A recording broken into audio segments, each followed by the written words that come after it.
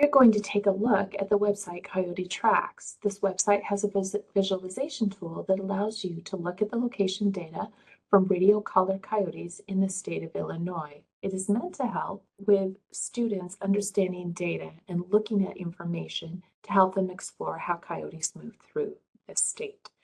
So briefly, when you look through it, there are 4 different tags right up here at the very top that tell you different pieces of it, suggest different inquiry projects, resources that you can use to help analyze the data, standards that you can connect to. That's the next generation standards. The most important part of this is the visualization tool. So when you click on this, you come to a map of the United States. Now there's a couple of different things you can do here. You can choose certain coyote groups throughout the area, or you can choose all coyote collars throughout the state. That will show you where every coyote collard we have for the project is in there. However, that can be a lot to look at. We generally suggest that you start with a small area.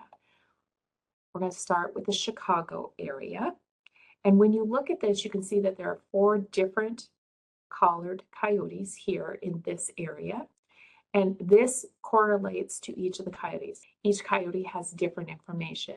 When you click on the eye, this will give you a picture of the coyote and you can view the profile. The profile will give you what sex or gender the coyote is and tell you when the collar was put in and when it came off, along sometimes with other information. If you get a picture that looks like this means that we don't have a picture of that particular coyote. Now, when we look at all of this, we can see different pieces. When you go across the top here, if you click on the paw print, you can see that we use the dark blue, and here it outlines the general home range of the coyote. You can see some also outside. You can also do a heat map, which shows the location of where coyotes spend the majority of their time. So this particular coyote actually happens to have some very yellow and orange areas, which tells us that they use that particular piece of their home range more than others. The animated timeline will take you through every single point and how they moved during the time that they were recorded. This will actually take a long time. This particular coyote has 1,098 different points, and it will walk you through each of those. Another way to look at the timeline is to look at this, and you can see by clicking on the timeline, it shows how the coyote moved through their area. You can also compare dates and ranges by clicking on the notebook over here to the far right-hand side.